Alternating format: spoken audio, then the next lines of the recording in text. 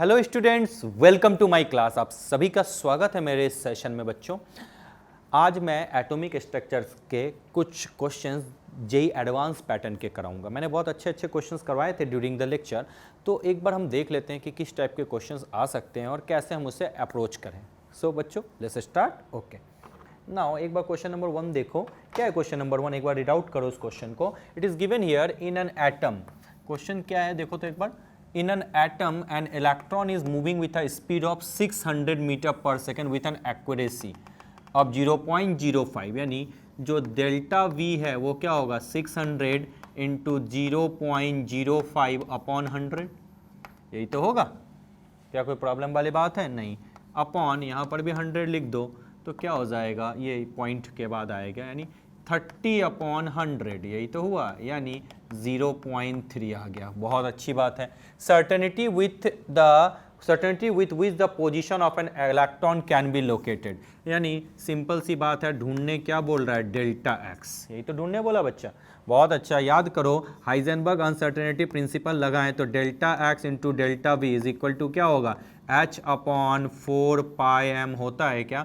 ये greater and equal to का भी साइन होता है। न्यूमेरिकल सॉल्व कर रहे हैं इसलिए। तो चलो जल्दी बता दो, delta X is equal to क्या होगा, is equal to h upon 4 pi M delta V. h की वैल्यू क्या होती है 6.626 into 10 to the power minus 34। ये तो हम जानते भी हैं। चलो बहुत अच्छी बात है।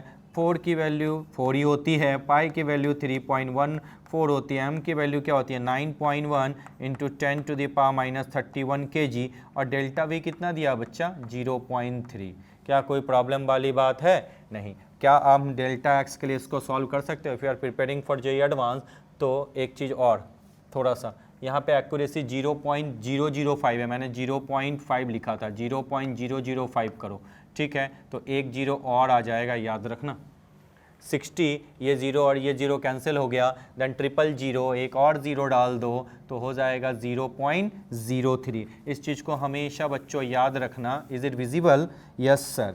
तो ये अपन एक जीरो अपन और बढ़ा दिए तो क्या हो जाएगा 6 upon 30 upon 3 upon 1000, that is 30, zero cancel, that mean to say 0.03 metre पर सेकेंड। कोई दिक्कत? ये पूरी वैल्यू पुट कर लिया और यहाँ पे हमने क्या किया 0.03 लिख दिया। क्या कोई दिक्कत वाली बात है? नहीं। चारा सब सॉल्व कर लोगे, you will get the answer that is equal to option number C. C का ऑप्शन हो जाएगा। क्या कोई दिक्कत वाली बात है बच्चों? नहीं। बहुत ईजी क्वेश्चन आप इजीली सॉल्व कर सकते हो। Let's move to the next question. जो नेक्स्ट क्वेश्चन है उसकी तरफ हम बढ़ जाते हैं। नेक्स्ट क्वेश्चन क्या है एक बार हम देखें। बिल्कुल सर, चलो नेक्स्ट क्वेश्चन हम देखते हैं। क्वेश्चन नंबर 2 क्या है, the ratio of the frequency corresponding to third line in the Lyman series. अच्छा, third line in the Lyman series of the hydrogen atomic spectrum to that of the first line in the Balmer series of Li2+। यही तो पूछा है। अच्छा, क्या पूछा है? Third line. अच्छा, लाइमन सीरीज का थर्ड लाइन क्या होगा बताओ तो। लाइमन सीरीज का अगर फर्स्ट लाइन कोई पूछे तो बोलो तो क्या होता है, n1 की वैल्यू क्या होगी भैया 1, ये तो फिक्स रहती है, और n2 की वैल्यू क्या होगी 2। ये तो फर्स्ट लाइन हो गया। सेकेंड लाइन पूछे तो n1 की वैल्यू 1 और n2 की वैल्यू क्या हो जाएगी 3, और थर्ड लाइन पूछे तो n1 की वैल्यू क्या हो जाएगी 1 और n2 की वैल्यू क्या हो जाएगी, जल्दी बता दो बच्चों 4। यही तो होगी। आ गया? यानी जो थर्ड लाइन है उसके लिए n1 और n2 की वैल्यू हमें समझ में आ गई। तो अब फ्रीक्वेंसी निकालना है। फ्रीक्वेंसी का क्या रेशियो होता है, यही तो दिया हुआ है। चलो, अब आपको पता है फ्रीक्वेंसी इज इक्वल टू क्या होता है, c अपॉन लेमडा होता है क्या? बिल्कुल। और सबको पता है, इसको मैं लिख सकता हूँ c इंटू 1 अपॉन लेमडा। सबको पता है 1 upon lambda is equal to क्या होता है, याद करो, इक्वेशन याद है? Yes, c into RH square into 1 upon n1 का स्क्वायर माइनस 1 अपॉन n2 का स्क्वायर। याद आ गया? Yes sir. चलो, ये फ्रीक्वेंसी किसके लिए हो गई, मैंने मान लिया फ्रीक्वेंसी 1, और ये किसके लिए मैंने मानूंगा, तो अभी मैं पुट कर रहा हूँ μ1 is equal to c into RH। Hydrogen है तो जेड इसकी वैल्यू क्या होगी 1, n1 के जगह क्या होगा 1 स्क्वायर, और n2 के जगह क्या होगा 4, यानी 4 का स्क्वायर। क्या कोई दिक्कत वाली बात है? नहीं। तो μ1 इज इक्वल टू, ये म्यू का फॉर्मूला है, μ1 इज इक्वल टू हम लोग क्या लिख सकते हैं CRH is equal to μ1 is equal to लिखेंगे CRH, और इसको मैं सॉल्व कर दूं तो क्या होगा 1 माइनस 1 अपॉन 16 बिल्कुल होगा क्या, बिल्कुल। तो μ1 इज इक्वल टू क्या हो जाएगा, C into R H, R H मतलब जानते हो ना रिडबर्ट कांस्टेंट, 16 एलसीएम ले लिया तो 16 माइनस वन यानी क्या हो जाएगा 15/16 हो गया ये μ1। ओके अब पूछता है μ2, इस बार किसके लिए है, लिथियम के लिए है, lithium 2 plus C into R H, Z square की जगह क्या लिखेंगे भैया 3 का स्क्वायर, लिथियम का एटॉमिक नंबर क्या होता है 3 तो होता है बच्चों, बिल्कुल बहुत अच्छी बात है। उसके बाद N1 इस बार कितने कौन सा लाइन बोला, फर्स्ट लाइन बाल्मर सीरीज के लिए N1 क्या होता है 2 स्क्वायर और N2 क्या हो जाएगा 3 स्क्वायर, ये तो जानते हो ना। बाल्मर सीरीज के लिए N1 second line, first line में N1 की वैल्यू क्या होती है 2 और N2 की वैल्यू क्या होगी 3, याद आया या सर, इतना तो याद है, इतना तो अपन कर सकते हैं। μ2 इज इक्वल टू क्या होगा C into R H, 3 3 9 into 1/4 minus 1/9, क्या कोई प्रॉब्लम वाली बात है, नहीं। μ2 इज इक्वल टू क्या लिखेंगे C into R H into 9, LCM ले लिया 36, 9 माइनस 4/36, क्या कोई प्रॉब्लम वाली बात है, नहीं। तो इस तरफ आ जाऊँ मैं, μ2 इज इक्वल टू मेरा क्या आ गया C into R H into 9 into 5/36, यानी सॉल्व करके आ जाएगा 9, यानी μ2 आ जाएगा क्या C into R H into that is 5/4, क्या कोई दिक्कत वाली बात है, नहीं। अब इनके बीच का रेशियो ढूंढने बोला है, तो चलो μ1/μ2 कर दें, इस जगह पे कर दूं, दिख रहा है, चलो μ1/μ2 कर दो, μ1 के जगह क्या लिखोगे C इंटू आर एच 15/16, बहुत अच्छी बात है। μ2 के जगह क्या लिखोगे C into R H upon 5/4, बहुत अच्छा, ये और ये cancel, μ1/μ2 is equal to 4 into 15/16 into 5, क्या होगा, बिल्कुल 4 4 ज़ा 16, 5 3 ज़ा 15, यानी 3/4 आ गया आंसर। क्या कोई देखो कितना अच्छे से सॉल्व कर दिया मैंने, बहुत इजी क्वेश्चंस हैं, आप इजीली सॉल्व कर सकते हो। आंसर आ जाएगा डी ऑप्शन, क्वेश्चन नंबर 2 का क्या आंसर होगा, डी ऑप्शन। एक बार आप चेक कर लो मैंने क्या किया, ये फॉर्मूला हमेशा याद रखना, म्यू इज इक्वल टू क्या होता है C अपॉन लेमडा, और 1/लेमडा इज इक्वल टू क्या होता है, सबको पता है 1/N1 square minus 1/N2 square, are H Z square पूरा लगाएंगे, क्या कोई दिक्कत वाली बात है, नहीं। नोट डाउन कर लिए हो, अपने वीडियो को पॉज करके एक बार देख लो, इजीली यू कैन सॉल्व। चलो मैं रब करता हूँ जल्दी से और हम लोग क्वेश्चन नंबर 3 की तरफ बढ़ जाते हैं। क्वेश्चन नंबर 3 देखते हैं क्या है, एक बार देख ले बच्चों, बिल्कुल इजी है, ज़्यादा टफ नहीं होगा।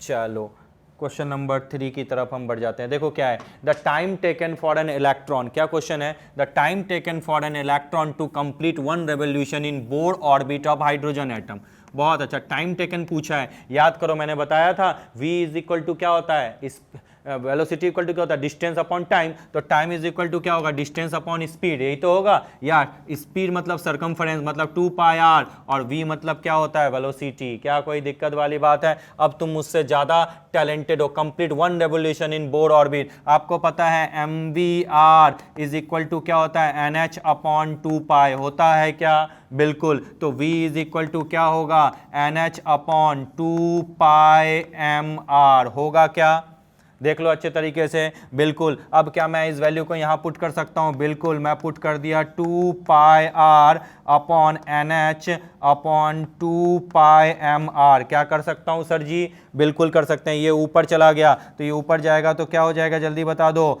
4π² r² m अपॉन NH होगा क्या, चेक करके देखो, ये ऊपर चला गया 2 2 ज़ा 4π² r² m, देखो क्या कोई ऑप्शन है क्या, 4π² m r² अपॉन NH, देखो सी ऑप्शन दिख तो गया, कोई प्रॉब्लम वाली बात नहीं है, बहुत इजी है, you can easily do such kind of things, क्या कोई प्रॉब्लम है, नहीं। तो ऐसे ऐसे क्वेश्चंस देंगे, you can easily derive such kind of things if you have a command over the theory. Now I am going to rub this part, अब मैं इसको रब करता हूं बच्चों और आगे बढ़ते हैं क्वेश्चन नंबर 4 की तरफ। क्या गिवन है क्वेश्चन नंबर 4 में, इस चीज को अच्छे तरीके से आप समझ लो। क्वेश्चन क्या है एक बार पढ़ लो बच्चों, क्वेश्चन में क्या बोला है, the angular momentum of an electron, क्या है, the angular momentum of an electron in Bohr's H atom is इतना दिया हुआ है, यानी एंगुलर मोमेंटम दिया हुआ है, बिल्कुल हमें पता है mvr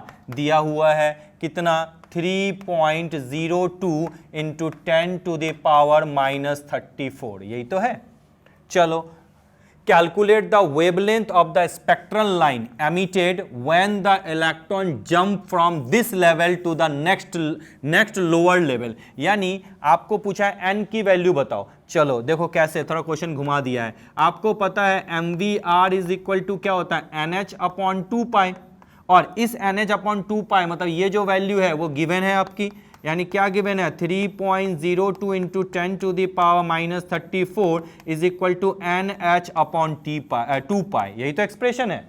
वाह जी सर, बहुत अच्छा। तो कैसे सॉल्व करेंगे, 3.02 into 10 to the power minus 34 मल्टीप्लाई 2, पाई की वैल्यू क्या होती है 3.14 divided by H is equal to N होगा क्या, यही तो n ढूंढना है कि किस लेवल में है। चलो h की वैल्यू क्या होती है जल्दी बता दो, 6.626 into 10 to the power minus 34। क्या कोई दिक्कत वाली बात है, नहीं। चलो मैं लमसम मान लेता हूं, ये 2 टाइम्स में कटेगा, ये कट गया, ये 2 कैंसिल, तो n की वैल्यू ऑलमोस्ट क्या मान लें, अगर रफ स्केच लेते हैं, राउंड अप करते हैं, तो n की वैल्यू क्या आ गई, 3 आ गई, क्योंकि एस्टिमेट करना आना चाहिए। चलो n की वैल्यू 3 आ गई, यानी किस लेवल पे है, 3 लेवल पे। अब बोलता है calculate the wavelength of the spectral line emitted when the electron jump from this level to the next lower level. यानी जो नेक्स्ट लोअर लेवल है, यानी कहने का मतलब n1 क्या है आपका 3 है, तो n2 क्या हो जाएगा 2 होगा, नेक्स्ट लोअर लेवल। क्या आप वेवलेंथ का फॉर्मूला लगा सकते हो, 1 अपॉन लेमडा वाला फॉर्मूला बच्चों।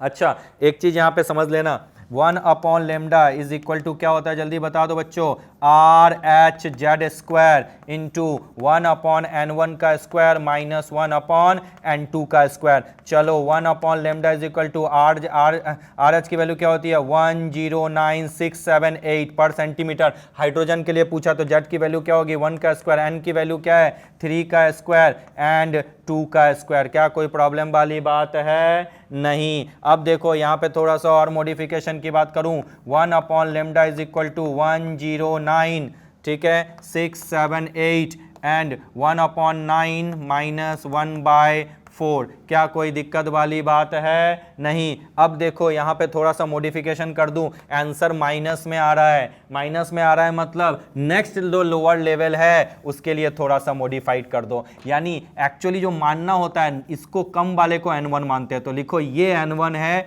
और ये n2 है। याद आया, क्योंकि रिटर्न ही तो होते हैं, इसीलिए चीजों को माइनस में है तो थोड़ा समझ लो, ये n1 है और ये n2 है। तो इसलिए ऐसा नहीं कि भाई n3 है तो नीचे आ गया, नीचे आ गया तो n1 लोएस्ट वाला ही होता है हमेशा। तो यहाँ पे 3 स्क्वायर नहीं, यहाँ पे क्या लिखोगे 2 का स्क्वायर, और यहाँ पे क्या लिखोगे 3 का स्क्वायर। याद रखना इन चीजों को, बहुत आगे आपके काम आएगा। चलो यहाँ पे स्पेस कम है, क्या आपने ये नोट डाउन कर लिया, ये वाला नोट डाउन कर लिया। चलो मैं रब कर देता हूँ इसको, और रब करने के बाद देखो बच्चा क्या होता है, मैं लिखता हूँ 1 upon lambda is equal to 109678 into 1 upon 4 minus 1 upon 9।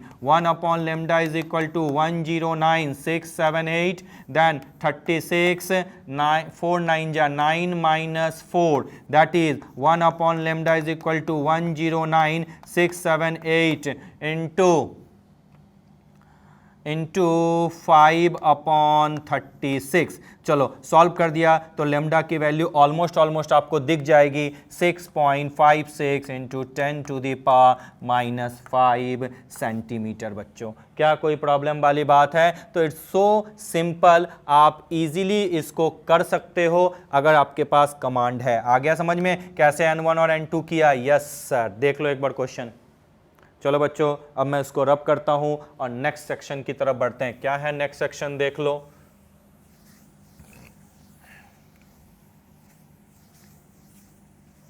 Next question एक बार देख लें बच्चों। यस चलो नेक्स्ट क्वेश्चन क्या है, देखो more than one option correct है, इसमें more than one option correct है। अब देखो ध्यान दो, identify the correct statement, the finding from the Bohr model of H atom. Okay क्या क्या है, एंगुलर मोमेंटम इज एक्सप्रेस, ये तो जानते ही h अपॉन 2 पाई होता, भी बता दिया mvr equal to nh upon 2 pi. चलो फर्स्ट ऑर्बिट का रेडियस याद करो, मैंने बताया था 0.529, ये भी सही है। The energy of the nth level En is proportional, बिल्कुल याद करो मैंने बताया था ना, En is equal to E1 into Z square upon n square, तो ये भी सही है। बहुत अच्छा। बोलता है आइडेंटिफाई, यानी ए बी सी तीनों सही मिल गया, मल्टीपल चॉइस। चौथा, the spacing between the adjacent level increases with increasing in an. Spacing between जो होता है वो इंक्रीजेस इन एन नहीं होता। अगर मैं रेडियस के रिगार्डिंग बात करूं तो एन नहीं लिखते, उसको क्या लिखते हैं, R N is equal to R not into N square लिखते हैं। अगर स्पेसिंग को इस टर्म्स में देखो तो यहां एन स्क्वायर होना चाहिए था। तो भैया ए बी सी तो सही है, लेकिन कौन सा गलत है बच्चा, ये वाला गलत है। तो इसके लिए करेक्ट ऑप्शन क्या क्या है, ए बी एंड सी। क्या कोई कंप्लीट थ्योरी, कभी कभी जेई एडवांस के एग्जामिनेशन में थ्योरीज भी आ जाती है। तो देखो सिंगल ऑप्शन हमने कर लिए, मल्टीपल चॉइस क्वेश्चन हम कर रहे हैं। बिल्कुल क्वेश्चंस अच्छे से पढ़ो, थ्योरी को समझो, क्वेश्चंस को सॉल्व करना बच्चों कभी भी मुश्किल नहीं होता। That's a trend, that's a technique. चलो अब मैं इसको रब करता हूं and let's move to the next question. What is the next question, क्या क्वेश्चन गिवन है, इस चीज को थोड़ा सा एक बार आप समझ लो। चलो बहुत अच्छी बात है। चलो क्वेश्चन नंबर 6 की तरफ हम बढ़ते हैं। अच्छा ये एंटीजर टाइप क्वेश्चन है बच्चों, एंटीजर टाइप क्वेश्चन पढ़ो तो एक बार क्वेश्चन में क्या दिया हुआ है, the atomic masses of helium and neon. अच्छा बहुत अच्छी बात है, इसका मैं सॉल्यूशन लिख दूं, जो बोला मैं बिल्कुल वही लिखता हूं। एटॉमिक मासेज ऑफ हीलियम कितना दिया हुआ है भैया, चलो 4, और एटॉमिक मासेज ऑफ नियन कितना दिया हुआ बच्चा, 20। बहुत अच्छा। AMU respect, the value of de Broglie wavelength of helium gas at minus 73 degrees Celsius is m times than that of de Broglie wavelength of neon at 7 to 7 degrees Celsius। m कितना है, समझ में आया। चलो यानी जो इसका de Broglie wavelength है, लेमडा है, वो m टाइम्स है, ठीक है। कब, जब -73 डिग्री सेल्सियस है। अच्छा इसको कैल्विन में बदल देंगे तो क्या हो जाएगा, 273 - 73 यानी 200 कैल्विन, यानी जो T1 मान लो इसको तो 200 कैल्विन है। बहुत अच्छा। अब बोलता है m times that of de Broglie, यानी जो डी ब्रॉगली वेवलेंथ इस पे होगा उसका m टाइम्स है। चलो बहुत अच्छा। तो अब मैं बात करूं, इसका लेमडा 1 मान लेता हूं और इसका लेमडा 2, तो मैं मान लिया भैया इसका x है तो इसका mx होगा, m टाइम्स मतलब तो यही होगा, mx होगा। चलो बहुत अच्छी बात है। अब कहता है, यानी सिंपल सी बात है, लेमडा 1 इज इक्वल टू हो जाएगा 5 लेमडा 2। यही तो बोला है कि जो हीलियम का होगा इज 5 टाइम्स, यानी जो हीलियम का वेवलेंथ होगा वो नियन वाले के वेवलेंथ से कितना होगा, 5 टाइम्स ज्यादा होगा। यही तो रिलेशन है। अच्छा टेम्परेचर मतलब मान लो T2। अच्छा और यहाँ पे 5 टाइम्स लिखा है और क्वेश्चन में बोला m टाइम्स, तो हम यहाँ पे क्या लिखेंगे, m माने हैं तो हम यहाँ पे लिख देते हैं m टाइम्स। क्या कोई प्रॉब्लम वाली बात है, नहीं। 4 टाइम्स बोलता तो 4 लेमडा 2, 9 टाइम्स बोलता तो 9 लेमडा 2। क्या कोई दिक्कत वाली बात है, नहीं। चलो अब T2 के बारे में 727 पूछा है, 727 डिग्री सेल्सियस, इसको कैल्विन में चेंज करो, क्या लिखोगे, 273 + 727, तो ये कितना आ जाएगा, जल्दी बता दो बच्चों, ये आ जाएगा 1000 कैल्विन। बहुत अच्छा, T1 और T2 आ गया, बहुत अच्छा। अब पूछा है कि m क्या होगा, यानी ये m ढूंढो, यानी लेमडा और लेमडा 2 में रिलेशन पूछा है। अच्छा और दिया हुआ क्या है, कुछ भी नहीं दिया हुआ है, तो टेम्परेचर दिया हुआ है। अच्छा टेम्परेचर का रिलेशन क्या होता है, आपको पता है, kinetic energy is directly proportional to temperature होता है क्या, हाँ याद करो मैंने बताया था, kinetic theory of gases, kinetic energy directly proportional to temperature. अच्छा वेवलेंथ इज इक्वल टू क्या होता है, H/mv होता है, और दूसरा रिलेशन क्या होता है, H/√2m काइनेटिक एनर्जी होता है क्या, अरे वाह। तो काइनेटिक एनर्जी डायरेक्टली प्रोपोर्शनल है, तो हम क्या लिख सकते हैं, H = √2mt। अरे वाह सर, बिल्कुल हो सकता है, लो आ गया। अब मैं इस तरफ आ रहा हूं, ठीक है। तो लेमडा 1 इज इक्वल टू क्या लिखोगे बच्चों, H/√2m। m किसका, जल्दी बता दो, हीलियम का। टेम्परेचर किसका, हीलियम के केस में। चलो लेमडा 2 इज इक्वल टू क्या लिखोगे, H/√2m किसका, नियन का। टेम्परेचर क्या होगा, T2। वाह बहुत अच्छी बात है। चलो लेमडा 1 अपॉन लेमडा 2 डिवाइड किया तो क्या हो जाएगा, H/√2mHET1 upon upon h upon root under 2mne/t2। वाह जी वाह सर। अब बताओ लेमडा 1 और लेमडा 2 क्या है, 5 टाइम्स है ना, इसको क्या लिख सकते हैं, lambda 1 upon lambda 2 is equal to m, लिख सकते हैं ना, लिख सकते हैं या नहीं, बिल्कुल। तो इसके जगह मैंने लिख दिया m, मैं थोड़ा इधर आ जाता हूं, m इज इक्वल टू, अब देखो बच्चों ये और ये कैंसिल, और ये 2 और ये 2 कैंसिल, ये ऊपर चला जाएगा, तो क्या हो जाएगा पूरे पे रूट mne/t2 अपॉन mhe/t1। बहुत अच्छा, m is equal to root under ne कितना होता है, मास दिया हुआ है 20 इंटू T2 कितना दिया हुआ है 1000, इसका कितना है 4 और T1 कितना है 200। क्या कोई प्रॉब्लम वाली बात है, बहुत अच्छा। इसको 4 5 ओके, ये 5 बहुत अच्छा। m is equal to root under 25 यानी 5, देखो मैंने लिख दिया था 5 टाइम्स, लो आ गया 5 टाइम्स। कोई प्रॉब्लम वाली बात है। अब मैं धीरे धीरे बढ़ रहा हूं क्योंकि एक एक सॉल्यूशन मैंने सॉल्व कर दिया, बहुत अच्छा क्वेश्चन था। तो इस क्वेश्चन का आंसर क्या होगा बच्चा, ये लो मैंने बबल भी कर दिया, बबल। क्या कोई दिक्कत वाली बात है, नहीं, बहुत अच्छा, वेरी वेरी गुड। क्या मैं इसको रब कर दूं बच्चों, बिल्कुल। क्वेश्चन में अटैक करना सीखो, इजीली बन जाएंगे। चलो मैंने रब कर दिया, बहुत अच्छा।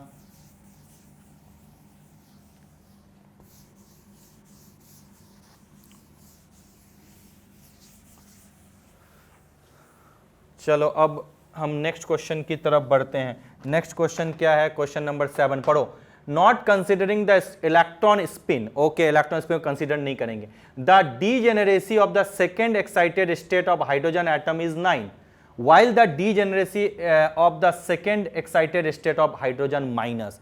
अरे वाह, ये बहुत अच्छा क्वेश्चन है, बहुत अच्छी थ्योरी है, समझना।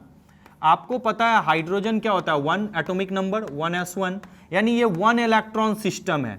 अगर 1 इलेक्ट्रॉन सिस्टम है तो आपको पता है भैया कोई स्क्रीनिंग इफेक्ट तो होगा नहीं, क्योंकि ओनली 1 ही इलेक्ट्रॉन तो है। तो इस केस में कोई इंपैक्ट नहीं है स्क्रीनिंग का। स्क्रीनिंग तो जानते हो, नो स्क्रीनिंग इफेक्ट, ठीक है, कोई स्क्रीनिंग इफेक्ट तो होगा नहीं। तो जब स्क्रीनिंग इफेक्ट नहीं होगा तो जिस लेवल में जो सबसेल की एनर्जी होगी एक पर्टिकुलर लेवल पे, उसकी एनर्जी ऑलमोस्ट क्या होगी, सेम, यानी इस तरीके से होगी, 1s देन 2s और 2p की सेम हो जाएगी, then 3s equal to 3p equal to 3d and so on 4s 4p 4d। अब बोला है कि n इज इक्वल टू 3, यानी ये थर्ड लेवल है। इस लेवल में इसकी डीजेनरेसी कितनी है भैया, 9 है। अच्छा, डीजेनरेसी मतलब समझते हो, s के कितने ऑर्बिटल होते हैं 1, p के कितने होते हैं 3 और d के कितने होते हैं बच्चों 5, 1 2 3 1 2 3 4 5। टोटल जोड़ के देखो कितना, सबकी इक्वल एनर्जी है। टोटल कितने 1 2 3 4 5 6 7 8 9, आ गया 9 जो दिया हुआ है। अब मैं बात करूं H माइनस की, तो H माइनस में आपको पता है इलेक्ट्रॉनिक कॉन्फ़िगरेशन क्या है 1s2, क्योंकि ये अब एक इलेक्ट्रॉन नहीं 2 इलेक्ट्रॉन सिस्टम है। जब 2 इलेक्ट्रॉन सिस्टम होते हैं बच्चों, यानी यहां होगा impact of screening effect. Screening effect का तो इंपैक्ट होना ही होना है, यानी अब जो है हर लेवल की एनर्जी, जो सबसेल की एनर्जी है वो सेम नहीं रहेगी। यानी कैसे लिखेंगे 1s 2s 2p then 3s then 3p then 3d then so on. क्या कोई प्रॉब्लम वाली बात है, नहीं। अब अगर एक्साइटेड स्टेट में गया तो फर्स्ट एक्साइटेड स्टेट क्या होगा, जब 1s का इलेक्ट्रॉन क्या हो जाए 2s में जाए, मानते हो। और क्वेश्चन में क्या पूछा है, सेकेंड एक्साइटेड स्टेट कब होगा, जब 1s का इलेक्ट्रॉन कहां जाए 2p में जाए, मानते हो। कभी भी 1 इलेक्ट्रॉन सिस्टम हो तो कोई स्क्रीनिंग इफेक्ट नहीं होगा, हर लेवल पे एनर्जी क्या हो जाएगी, इक्वल होगी। ये बहुत वीवीआई चीज है, याद रखना। तो सेकेंड एक्साइटेड स्टेट में इलेक्ट्रॉन कहां गया 2p। अच्छा, 2p में कितने ऑर्बिटल होते हैं 3, तो डीजेनरेसी क्या होगी, डीजेनरेसी क्या होगी, अरे सर जी बहुत अच्छा 3 होगी। तो इस क्वेश्चन का आंसर क्या होगा बच्चा 3। बहुत अच्छा थ्योरी क्वेश्चंस है, लेकिन समझने की बात है, अगर हम इसको अच्छे से पोस्टमार्टम कर दें तो हम एक एक चीजों को बहुत अच्छे से समझ सकते हैं। और ये टोटली डिपेंड करता है आपके थ्योरी पे कितनी होल्ड है। चलो मैं बच्चों आई होप नोट डाउन कर लिया आपने, मैं समय ज्यादा बर्बाद नहीं करूंगा। एंड मैं इसको रब करके आगे बढ़ जाता हूं। चलो आगे जब हम बढ़ जाते हैं तो क्वेश्चन नंबर 8 में देखें क्या है। अच्छा, मैट्रिक्स मैचिंग है। मैट्रिक्स मैचिंग बहुत आसान है। फोटोन, फोटोन क्या होता है? फोटोन आपको पता है रेडिएशन है ना। चलो ये क्या होता है? एग्जिबिट, आपको पता है मैटर वेव, किसी कोई भी चीज हो दुनिया में जो होता है लाइट के साथ जो एसोसिएट पार्टिकल होता है उसको फोटोन बोलते हैं। और लाइट में डुअल नेचर होता है, यानी वो मोमेंटम भी शो करेगा और वेवलेंथ भी। तो ए का तो डी ऑप्शन हो जाएगा। अगर इलेक्ट्रॉन की बात करो सेम वही बात है, उसके पास वेव नेचर भी होगा और वेवलेंथ दोनों, मतलब मोमेंटम भी होगा वेवलेंथ होगा, यानी सेकंड का भी डी होगा। अगर साई स्क्वायर मतलब क्या होता है याद करो, श्रोडिंगर वेव इक्वेशन क्या दिखाता है? प्रोबेबिलिटी डेंसिटी दिखाता है, बिल्कुल। और एक और चीज आपको पता है, साई की वैल्यू हमेशा क्या होती है? पॉजिटिव होती है। साई की नहीं, साई स्क्वायर की। साई की वैल्यू को ही तो नेगेटिव को पॉजिटिव करने के लिए इसका फिजिकल सिग्निफिकेंस होता है, यानी इसका आंसर क्या होगा? बी एंड सी। चलो, प्रिंसिपल क्वांटम नंबर आपको पता क्या दिखाता है? सेल, यानी value of 4, value is 4 for N subshell, बिल्कुल ए ऑप्शन। दूसरा देखो, ऑलवेज पॉजिटिव वैल्यू, बिल्कुल प्रिंसिपल क्वांटम नंबर का भी पॉजिटिव वैल्यू हमेशा क्या होता है? पॉजिटिव होता है। तो देखो इजी है, बिल्कुल थ्योरी पे मैंने बताया था, कोई भी नई चीज मैंने आपको इंक्लूडेशन नहीं की। चलो बच्चों, मैं इसको रब करता हूं और नेक्स्ट सेगमेंट की तरफ बढ़ते हैं। नेक्स्ट सेगमेंट क्या है उसको देखो। It's very simple and you can easily solve. Now read the question. The position and energy of an electron is specified with the help of 4 quantum number. देखो लिखा हुआ है, the angular momentum का formula दिया हुआ है, और spin angular याद करो मैंने भी लिखाया था स्पिन एंगुलर मोमेंटम का। The electrons having the same value of n, l, ml are said to belong the same orbital, ये तो जानते ही हो। According to the Pauli's exclusion principle, an orbital can have maximum of 2 electrons and these two must have the opposite spin, ये तो आप जानते ही हो कि एक अगर ऐसा होगा तो दूसरा ऐसा होगा। चलो बहुत अच्छी बात है, कुछ क्वेश्चंस कर ले, पढ़ लिया, ये दोनों याद रखना, एंगुलर मोमेंटम। चलो क्वेश्चन क्या है? For an electron having n is equal to 3 and L is equal to 0, the orbital angular momentum। अच्छा, orbital angular momentum का फॉर्मूला क्या पढ़ा था? L plus 1 h upon 2 pi पढ़ा था। जब L ही आपका 0 है तो पूरी वैल्यू क्या होगी? 0 ही तो होगी भैया। तो आंसर क्या हो जाएगा? ये 0, सी ऑप्शन। क्या कोई प्रॉब्लम वाली बात है? नहीं। This questions are so much easy if you have a command over the theory. बिल्कुल हर पैटर्न के क्वेश्चन मैंने डाल दिए हैं। श्रोडिंगर वेव इक्वेशन के क्वेश्चन मैंने क्लास टाइम में आप लोगों को करा चुका हूं। Question number 2, the maximum number of electron having n plus l 5। कौन कौन से ऑर्बिटल्स होंगे इसमें बताओ तो? n plus l, जिसकी पहले सबसेल ढूंढ लो, 5। आपको पता है अगर मैं 3D की बात करूं हो जाएगा, 4p की बात करूं देखो होता है क्या? बिल्कुल। अगर मैं 5s की बात करूं तब भी होता है। देखो 3D के लिए n plus l की वैल्यू याद आया? 3 + 2 5। कुछ कमांड होना चाहिए, कॉन्फिडेंट होना चाहिए। 4p के लिए n plus l की वैल्यू क्या होती है? 4 + 1 5 होता है क्या? बिल्कुल। n plus l की वैल्यू 5s के लिए क्या होती है? 5 + 0 5 होता है क्या? यानी 3 सबसेल दिखे। बहुत अच्छा। तो क्वेश्चन में पूछता है नंबर ऑफ इलेक्ट्रॉन्स कितने होंगे? वाह, डी में कितने ऑर्बिटल्स होते हैं? 5, तो कितने इलेक्ट्रॉन होंगे? 10। पी में कितने इलेक्ट्रॉन हो सकते हैं? मैक्सिमम 6। और एस में कितने होते हैं? 2। तो काउंट करो तो 10 + 6 कितना होता है? 16। एंड 16 + 2 कितना होता है बच्चों? 18। तो इसका आंसर क्या हो जाएगा? B option. क्या कोई प्रॉब्लम वाली बात है? नहीं, बिल्कुल थ्योरी बेस्ड क्वेश्चन है। अगर कमांड है तो आप इजीली कर सकते हो। बहुत अच्छी बात है। चलो नेक्स्ट क्वेश्चन की तरफ हम बढ़ते हैं। चलो इसको पढ़ लो। The hydrogen like species Li2 + 1 electron system है, is in a spherically symmetrical state S1। बहुत अच्छा। With 1 radial node. अच्छा, एक रेडियल नोड है, okay. Upon absorbing light the ion undergoes transition to a state S2। अच्छा, light को absorb करके ये S1 से कहां चला जाता है? S2 की तरफ। बहुत अच्छी बात है। The state S2 has 1 radial node, okay, and its energy is equal to the ground state of the hydrogen atom, okay. The state S1 is, अच्छा पूछा है S1 में एक रेडियल नोड है। अच्छा, अगर मैं बात करूं 1s से शुरू करूं, 1s में अगर रेडियल नोड की बात करूं, आपको पता है रेडियल नोड इसमें क्या हो जाएगा? 0। लेकिन अगर मैं 2s की बात करूं तो 2s में रेडियल नोट क्या होता है बच्चा, n।